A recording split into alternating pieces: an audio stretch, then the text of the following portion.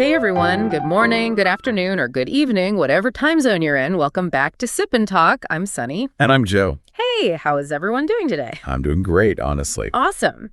Well, before we get into today's massive topics, I want to give you all a painless little health tip. Oh, I like painless.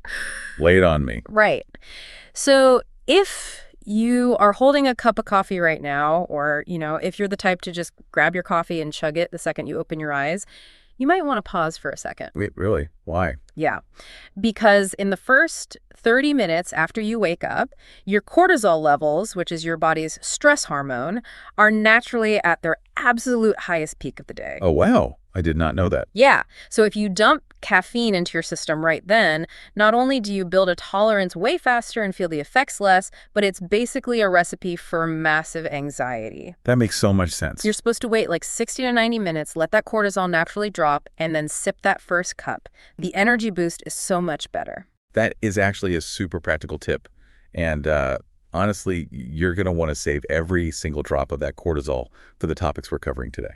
Oh, completely agree. I mean, anyone looking at the news lately can feel it, right? The global economy and the tech scene, it's like a roller coaster right now. Yeah, a roller coaster where a few screws are definitely loose. Exactly. We've got interest rate expectations constantly flipping, supply chains getting rewired again, and this massive escalating tech war we have with other nations. Every single policy feels like this heavy strategic calculation. It really does. And today, we're going to unpack all of those geopolitical chess moves. We'll look at what Washington is actually doing, and more importantly, how all this high-level political maneuvering actually hits our wallets and the tech industry. So grab that coffee if it's been 90 minutes. Obviously, get your cortisol ready, and let's jump right in. Let's do it. So I was playing a board game recently, and I noticed this really funny dynamic. Okay, a board game. Where are we going with this? Stick with me. So in this game, there's a card called Peace Negotiation. It's like this ultimate move. But I noticed that whenever a player actually plays that card, the second they put it on the table, every single other player immediately points their guns at them. Oh, that's hilarious. Yeah. It's like painting a giant target on your own back. Right. And it made me wonder, is playing the peace card a sign of some master strategy? Or does it just tell the whole table that you are completely out of ammo? Well, it's funny you bring that up because that exact board game dynamic just played out in real life over in Taiwan. Oh, really? When? Just recently, on July 27, 2026. Oh? A member of the KMT, which is the main opposition party there, his name is Weber Tao.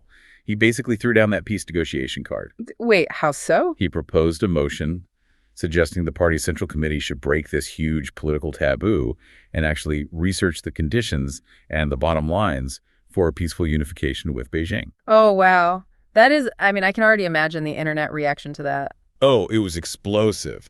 The think tank followed up and cited the party charter, saying, peaceful unification is technically the country's future direction. And social media just absolutely melted down. People were furious, saying they were just openly surrendering. Okay, wait. Let's pump the brakes here for our sip-and-talkers, because I know people listening might immediately want to grab their pitchforks. Naturally, yeah. Let's do a reality check. Is the KMT actually officially announcing they are just surrendering and accepting unification? No, and that's why we have to look at the actual mechanics here. First off, a proposal from an individual member is basically just advice. It is not an official, binding party platform. Okay, that's a pretty huge distinction. Exactly. And second, when the think tank talked about peaceful unification, they included some incredibly strict fine print. Like what? They said, any discussion has to be predicated on protecting the Republic of China's constitutional framework, maintaining a free and democratic lifestyle, and respecting the will of the Taiwanese people. Got it. So it's not a new concession at all. No, it's more like it's a legal inheritance. Yeah. It's a constitutional burden left over from a totally different era. Yeah, that reminds me of that sports team analogy I was thinking about earlier. Yeah, lay that one out. It's perfect. It's like having this old legacy sports franchise, right? And written into their charter from decades ago is a rule that says our ultimate goal is to win the championship and absorb all the other teams. Right, a classic old school goal. But fast forward to today, and the opponent you're facing isn't just a regular team. It's this giant, heavily militarized juggernaut with nuclear weapons. Yeah, slightly different playing field. Exactly. So if your team manager suddenly stands up and says, hey, maybe we should negotiate a merger with them like our old rulebook says, the fans are obviously going to lose their minds. They aren't thinking about a 7-year-old charter. They're looking at the massive threat right in front of them. Which is completely rational. When you are facing that kind of asymmetrical power, any talk of peace negotiations just feels like a euphemism for getting eaten alive. Exactly. It's all about leverage. And speaking of physical leverage and existential threats, we actually need to pivot to the most volatile flashpoint dictating the global markets right now. You mean the Middle East? Yeah. The Middle East is practically dictating everything from inflation to our energy markets right now. And over the past few days, we saw this really sudden pause. The U.S. and Iran halted mutual strikes for 3 consecutive nights. And the market reacted immediately to that. Oh, instantly. Cool. Brent crude oil prices basically plummeted. We saw a drop of 5 to 10%. It fell right back down into the $80 to $90 range after that huge spike. Which is wild. And if you listen to Washington, they're spinning this as a massive win. Trump is out there claiming he's giving diplomacy a chance. There are all these reports about back-channel talks happening in Oman regarding the Strait of Hormuz. Right. They want to paint this picture of very deliberate, masterful statecraft. Yeah, I'm going to have to throw a massive red flag on that narrative. Really? Why? Because if you look at the reports leaking out of defense circles, this pause doesn't look like diplomacy at all. It looks like a forced halt. Ah, because of the munitions. Exactly. We aren't pausing because we had some breakthrough at the negotiating table. We're pausing because we are running out of missiles. Specifically, the Patriot Air Defense Interceptors. The PC-3 interceptors, yeah. Yeah. The Pentagon has been warning the White House that our stockpiles are getting critically low. But wait, let's look at this from the perspective of an American taxpayer. How is that even possible? We have the biggest defense budget in the world. Why can't we just, I don't know, build more of them? I know it sounds crazy, but you can't just flip a switch and build these things. It's not like making an iPhone. Right. These PAC-3 missiles need highly specialized, solid rocket motors. And to cast the chemicals for those motors, you need specific facilities. And we only have a tiny handful of those left in the U.S. Wow. Plus, the radar guidance systems in the nose of the missile. They require crazy, intricate microelectronics. The lead time to build just one of these missiles can be 24 to 36 months. Are you kidding me? 2 to 3 years for one missile? Yeah. And we are burning through years of production in just a few weeks of intercepts. That's terrifying.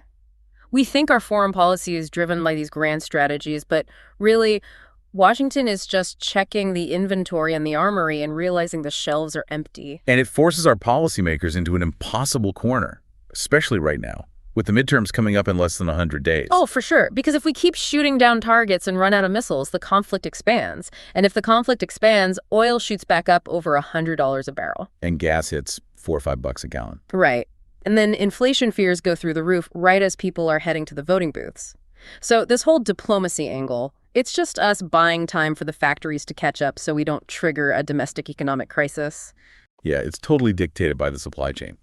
But that drop in oil prices does give the broader economy a little bit of breathing room, which brings us to the other massive pillar of the global economy, big tech. Oh, man. Big tech is dealing with its own version of extreme resource anxiety right now. They absolutely are. We're heading into a massive earnings week for the hyperscalers.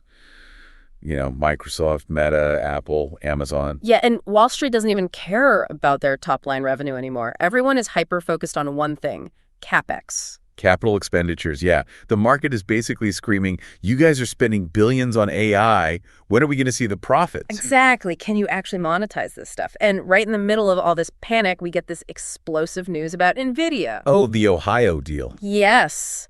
NVIDIA is reportedly in talks to provide a $250 billion with a B financing guarantee for a massive OpenAI data center in Ohio. $250 billion. That number is just hard to wrap your head around. It's insane. And supposedly SoftBank from Japan is involved too.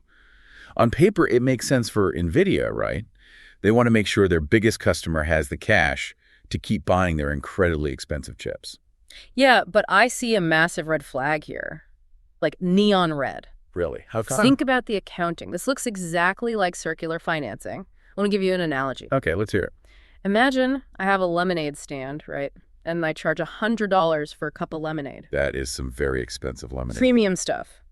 Anyway, You want to buy it, but you don't have $100. So I go to the bank and I guarantee a $100 loan for you, but only if you use that exact money to buy my lemonade. Ah, okay. So on your books, it looks like you made $100 in real revenue. Your business was great. Exactly.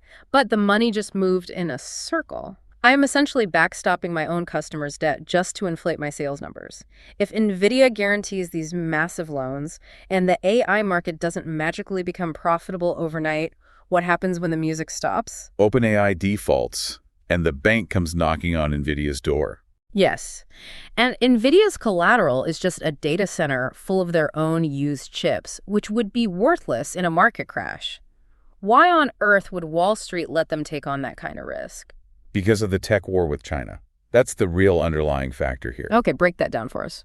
Washington and Silicon Valley are absolutely terrified of slowing down because while we were worrying about AI monetization, Beijing is aggressively pushing for total self-sufficiency. Just look at what happened this week with CXMT. That's the Chinese memory chip maker, right? Yeah, CXMT just had their IPO in Shanghai, and the stocks surged 466% on its debut. Wait, 466%? That's not a normal number. Not at all. If an American tech company pops 50% on opening day, people are popping champagne. 466% is a total statement from Beijing. Especially because CXMT is operating under those massive U.S. sanctions, right? Yeah. We cut them off from the best manufacturing equipment. Exactly. We cut them off from the advanced EUV machines. So how are they making advanced chips? Through this process called multi-patterning, using older DUV machines. How does that even work? It's like imagine trying to print a super detailed photograph, but you only have a low-resolution printer. Okay. So instead of printing it once, you print it 3 or 4 times on the exact same piece of paper, shifting it just a microscopic amount each time to build up the detail. But wouldn't that just cause a ton of errors? Like, if you're off by a millimeter, it's ruined. Nanometers, actually. And yes, the yield rates are terrible. In a normal free market, a company doing this would go bankrupt instantly because the chips cost way too much to make. But China isn't playing by free market rules. Exactly. Beijing is subsidizing the entire process. They don't care about the financial loss. They only care about having the chips. And CXMT makes memory chips that are vital for AI. Oh, wow. So that 400% surge is basically domestic, state-driven capital flooding in to make sure they survive our embargo. Yep. So going back to your lemonade stand, Silicon Valley is risking a massive financial bubble because the alternative is letting an authoritarian superpower win the AI race. It really is an arms race, which actually brings us full circle to what we were talking about at the beginning. Taiwan. Yeah. How do you negotiate with an authoritarian regime that is just brute forcing its way to tech and military supremacy? This is why that KMT peaceful unification proposal is getting so much backlash. Right. And if we look at this objectively through the lens of political science, there's a very clear reason why critics call that proposal incredibly naive. It's a concept called the commitment problem. Oh, I love the game theory stuff. What is the commitment problem? So in everyday life, if we sign a contract, it works because there's a third party like the government or the police that enforces it. Right. If you break the contract, I sue you. Exactly. But in international relations, there is no global police force. So when power is vastly asymmetrical, a treaty is just paper. If Taiwan surrenders its military leverage for a promise of peace, who enforces that promise? Right. If Beijing changes their mind the next day, what are you going to do? You've already given up your leverage. And we literally just saw this happen with Hong Kong. I mean, that is the ultimate historical precedent for this. Oh, absolutely. Back in the 80s, they signed the Sino-British Joint Declaration. Beijing promised Hong Kong 50 years unchanged. They could keep their democratic systems. And it evaporated the second Beijing felt threatened. Because the DNA of the CCP does not allow for power sharing. Exactly. The national security law was dropped. The minute democratic norms challenged their absolute authority. You cannot write a contract to preserve democracy with a regime that views independent thought as an existential threat. It's just a fundamental misunderstanding of totalitarianism. Right.